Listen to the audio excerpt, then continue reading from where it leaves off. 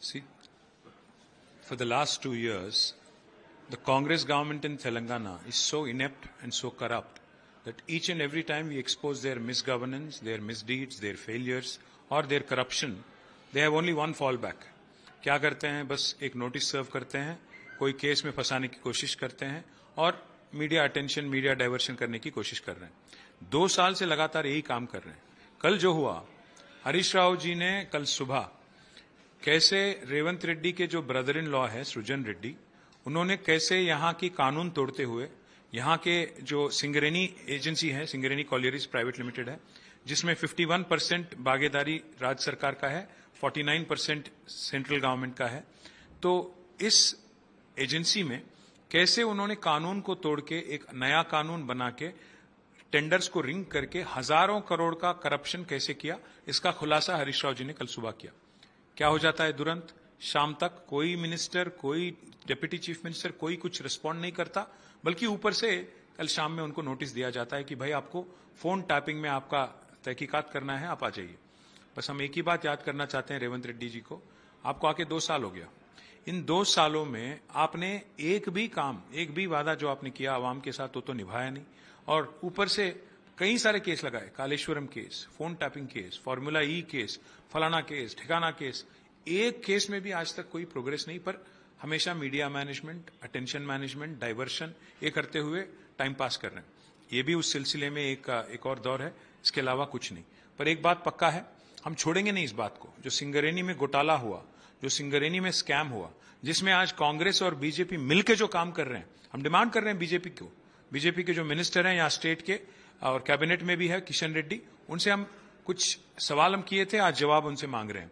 आप कोल मिनिस्टर हो और आपके मिनिस्ट्री के अंडर आता है सिंगरेनी कॉलरीज, जिसमें आपकी सरकार की भी भागीदारी है, तो आप क्यों खामोश हो? जो एक साइट विजिटेशन सर्टिफिकेट करके जो बेवजह एक क्लॉज लगाया गया, जिसको लेके आज कॉन्ट्रैक्टरों के नाम नंबर लेके उनको फोन करके चीफ मिनिस्टर के यहाँ के जो उनके ब्रदर इन लॉ है, खुद फोन करके डरा रहे हैं, खुद फोन करके कहते हैं कि आप टेंडर नहीं डालिए। ये हमें कॉन्ट्रैक्टरों ने खुद बताया। तो इसलिए हम सारे डिटेल देने के लिए तैयार है। अगर बीजेपी गवर्नमेंट जो केंद्र में है, उनको सच्ची में अगर कांग्रेस गवर्नमेंट को यहां पे जो करप्शन कर रही है उनमें उसमें अगर उनकी भागीदारी नहीं है बीजेपी की, तो उनको जरूर इमीडिएटली इस पे इन्वेस्टिगेशन ऑर्डर करना चाहिए और किशन रेड्डी जी को इमीडिएटली जवाब देना पड़ेगा।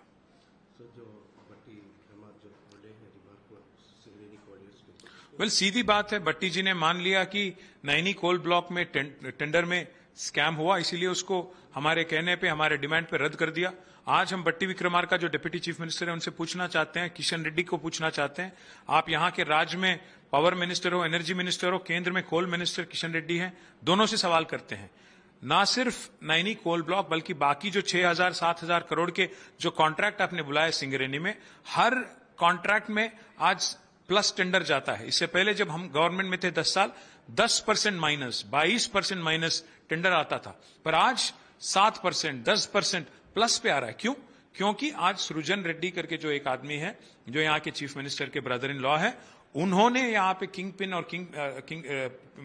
पिन बन के सारे टेंडरों को रिंग करके, कॉन्ट्रैक्टरों को डरा के, साइट विजिटेशन सर्टिफिकेट करके लगा के आज करप्शन कर रहे हैं। इस बारे में भट्टी विक्रमार्का जी को बोलना पड़ेगा। अगर नहीं बोलते हैं तो हम तो यही डिमांड करेंगे कि एक सिटिंग जज के साथ, चाहे वो सुप्रीम कोर्ट के भी हो या हाई कोर्ट के हो, एक इंक्वायरी कमीशन बिठाना चाहिए केंद्र सरकार को। हम इस बारे में छोड़ेंगे नहीं, इनको लॉजिकल कंक्लूजन तक इसको ले जाएंगे।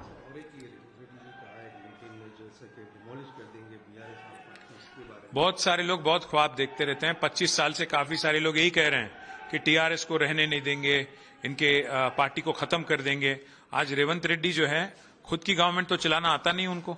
आज अजीब बात यह है कि रेवंत रेड्डी कांग्रेस के चीफ मिनिस्टर है, पर वो टीडीपी कैडर को बुला रहे हैं, उकसा रहे हैं कि आप जाके टीआरएस और बीआरएस के गद्दियां तोड़ दो। मैं रेवंत रेड्डी जी को इतना ही कहूंगा, अगर आप हमारी पार्टी की अगर कोई गद्दी तोड़ोगे तो आपकी गद्दी हट जाएगी, आपकी गद्दी से आप गिर जाओगे। ये बात आप याद रखिए। నిన్న పొద్దున్న హరీష్ రావు గారు ఒక డీటెయిల్డ్ ప్రెస్ మీట్ పెట్టి చాలా వివరంగా చెప్పారు. ఏ రకంగా సింగరేణి సంస్థలో అటు బీజేపీ ఇటు కాంగ్రెస్ ఇద్దరూ కలిసి పెద్ద కుంభకోణానికి ఎట్లా తెరలేపారు. ముఖ్యంగా ఈ నైనీ కోల్ బ్లాక్ విషయంలో సైట్ విజిటేషన్ సర్టిఫికేట్ అని పెట్టి ఏ రకంగా పెద్ద ఎత్తున ఈ కుంభకోణానికి తెరలేపారు అని చెప్పి ఆధారాలతో సహా బయటపెట్టంగానే వారు హడావిడిగా మరి ఏదో రద్దు చేస్తున్నామని చెప్పి వాళ్ళ వాటాలు పంపకాల పంచాయతీల్లో గొడవల్లో భాగంగా మొత్తానికి దొంగలు దొరికి ఒక టెండర్ రద్దు చేశారు. హరీష్ రావు గారు వివరంగా డిమాండ్ చేసినారు నిన్న. ఒక నైనీ కోల్ బ్లాక్ లోనే కాదు, గతంలో గత 10 సంవత్సరాలు -10, -22% కు మరి సింగరేణి సంస్థలో టెండర్లు పోతే ఈరోజు రేవంత్ రెడ్డి గారి బావమరిది సృజన్ రెడ్డి అనే ఆయన నాయకత్వంలో ఆయన కింగ్ పిన్ గా ఈరోజు డైరెక్ట్ గా సైట్ విజిటేషన్ సర్టిఫికేట్, అంటే నువ్వు టెండర్ వేయాలి అనుకుంటే నువ్వు సైట్కి రావాలి, మమ్మల్ని కలవాలి, నీకు సర్టిఫికేట్ ఇస్తేనే నువ్వు టెండర్ వేయడానికి అర్హుడు అనే ఒక విచిత్రమైన చెత్త నిబంధన తెచ్చి దాన్ని అడ్డం పెట్టుకుని బ్లాక్మెయిల్ చేస్తున్నారు అని హరీష్ రావు గారు నిన్న పొద్దున డీటెయిల్డ్ గా ప్రెస్ మీట్ పెట్టి 1000 కోట్ల కుంభకోణాన్ని బయటపెట్టంగానే సాయంత్రం ఆయనకు నోటీసులు ఇచ్చినారు. ఈ నోటీసులు, ఈ కేసులు ఇవేవి మాకు కొత్త కాదు, ఎన్నో చూశాం. రేవంత్ రెడ్డి గారికి ఒకటే చెప్తా ఉన్నాం, ఈ అటెన్షన్ డైవర్షన్ గేమ్లతో లాస్ట్ 2 years మీరు టైంపాస్ చేస్తూనే ఉన్నారు. 6 గ్యారంటీలు, 420 హామీలు అన్నారు, ఒకటంటే ఒకటి అమలు చేయలేదు. ఇప్పటి వరకు ప్రజలు అన్ని గమనిస్తా ఉన్నారు, జాగ్రత్తగా చూస్తా ఉన్నారు. కొన్ని రోజులు కాళేశ్వరం కేసు అని, కొన్ని రోజులు ఫార్ములా కేసు అని, కొన్ని రోజులు గొర్రెల కేసు అని, కొన్ని రోజులు ఫోన్ ట్యాపింగ్ అని, ఓ డ్రామా ఏదైతే ఒక అంతులేని కథలాగా సాగుతా ఉన్నదో ఇవన్నీ ప్రజలు గమనిస్తా ఉన్నారు, అన్ని గుర్తుపెట్టుకుంటారు. మేము నీ కేసులకు భయపడము, నువ్వు చేసే ఈ ఉడత ఊపులకు భయపడము, నిన్ను మాత్రం వదిలిపెట్టం. ఈ సింగరేణి కుంభకోణం ఏదైతే జరిగిందో దీన్ని ఖచ్చితంగా మేము బీజేపీని కూడా అడుగుతున్నాం, కిషన్ రెడ్డి గారిని అడుగుతా ఉన్నాం. కిషన్ రెడ్డి గారు, ఇందులో మీకు వాటా లేకపోతే, ఈ పాపంలో మీకు కూడా భాగస్వామ్యం లేకపోతే వెంటనే స్పందించండి. ఆధారాలతో సహా మీకు మొత్తం విషయం చెప్పడానికి మా పార్టీ సిద్ధంగా ఉంటే మీరెందుకు స్పందించట్లేదు?